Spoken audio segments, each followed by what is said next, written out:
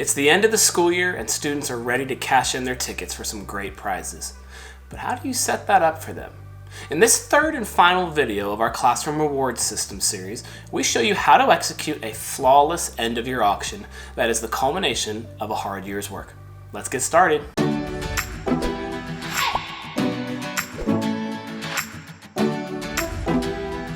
Hey everybody, welcome to Mr. Cook's Corner, Education for Educators.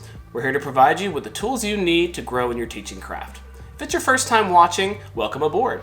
Please consider subscribing and liking our videos if you enjoy what you see today and you want to stay updated on the latest and greatest in the world of education. So if you missed the first two parts of our series on implementing a classroom reward system, be sure to check that out first, so you can get all caught up and on the same page with this very last video in the series. Okay, we've reached the end of the school year, and your kiddos have been saving and spending tickets that they've earned all year long using your newly implemented system. You've been prepping them since day one for this culminating event, the end of year auction. And now it's go time. Let's take a look at how to pull this off without a hitch. First, let's take a look at the materials that you're going to need. And I'm going to start off by saying it's much easier if you attack this head on from the very beginning of the year. It's a year-long process, and if you start to gather little things here and there along the way throughout the year, it's going to make things much easier for you when May comes around. So obviously the next question is, where are you going to get this stuff? My personal preference is a Walmart or a Target, or even a dollar store. There's tons of trinkets and toys and things that you can pick up in those aisles that are super cheap for you. However, nowadays, Amazon is also a great place to look as well. You never know what you're gonna find on sale. People spend lots of time searching there anyways, and you can send wish lists to parents, so that may be another good place to look. So as far as what kinds of things kids like, it could be just about anything. You'd be surprised at the value that some kids get out of the most basic of things. If you're struggling for some ideas though, take a look at what I've got for you right here. As you can see, there's a good at least 20 things that I find for less than $5 a piece. Another great idea is to get parent help to either donate or to clean out their closet. I like to send emails out periodically just reminding them, hey guys, remember at the end of the year, we've got this big auction coming up that your kids are going to be really excited for. Please be sure to send anything in that you may have. I had a parent once who was a member of an alumni group, and she managed to wrangle a couple of tickets to a baseball game. The kids were all over it. Okay, I want to throw a quick question in there for everybody, and I want you to put your answers down in the comment section. What are some of the big ticket items that you have? What are some of the smaller ticket items that you have? What are things that you have in your classroom for sale that kids just can't get enough of?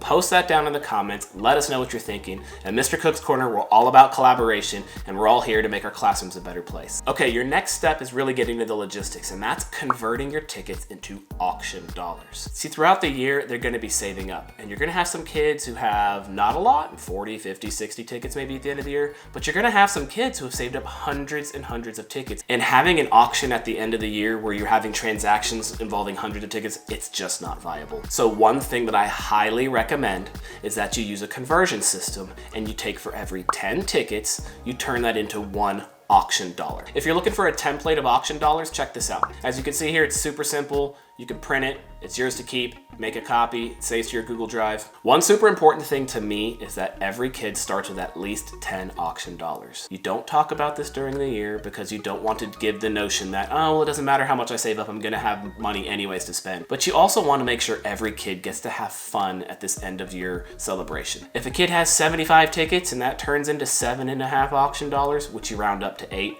you're gonna bump them up to 10.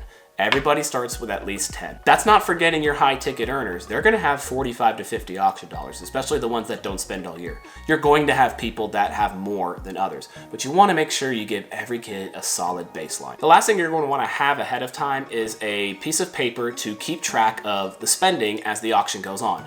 I've got another template for you to check out. As you can see here, it's just a simple Excel sheet. You've got their names on the left, the column next to it, you're putting how many auction dollars you're starting off with, and as kids bid on items and spend their dollars, you're gonna cross it off and write the next amount in the box next to it. If you want a free copy of that, just check out the link in the description below, click on it, and it'll force you to make a copy, but it's yours to keep. All right, let's talk about preview week. Now, this is the last week of school, and you want to finally start setting up all the things you saved up throughout the year, and you wanna put them on display. You wanna give them a solid 4 to 5 days of having a visual of everything that's going to be available for sale. Let them browse, walk around, look at the objects, Build that anticipation so they know what they're going to be aiming for. And it also helps you when it's time to actually run the auction, so they're not sitting there looking at, oh, what's this, what's that? They're going to be prepped ahead of time. Okay, finally, it's go time. The auction has begun. Before you actually start with the first item, you have to lay down some ground rules. And here's a couple that I recommend.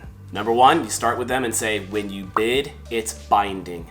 I've done this many times, and one of the most frustrating things is when a kid says, oh, I didn't mean it. Sorry, I don't mean to bid 3. When they bid, it's binding and it counts. And the first time someone does it, you gotta hold them to it. The second thing that you gotta share with kids is that there are no tears allowed. It's a very emotional moment because kids have their eyes on something and they want it and they get outbid, and it's something that happens, but you have to lay it down that this is part of life. You're not gonna get everything that you want necessarily, and if we have tears, it ruins the fun for everybody. So let's keep in mind, it's fun, enjoy it, and wish your neighbors good luck. Be a good sport. Another thing to remember is that when you are putting something up for bidding, you have to set that initial price. You don't want to start everything at $1. If you have a high ticket item, you need to start it at 5, 10, whatever it is. You need to assess the value and set it appropriately. That way kids aren't underbidding on everything and everything gets sold out and there's tickets left over. My personal recommendation is to start with the highest ticketed items first. Get those big dollar amounts out there in the open so the kids who have saved up all their money and have the most,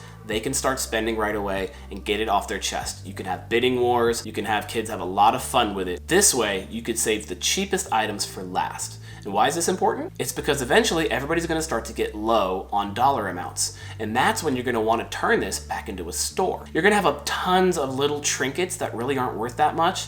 And you're gonna have lots of kids that have 4, 5, 6 auction dollars.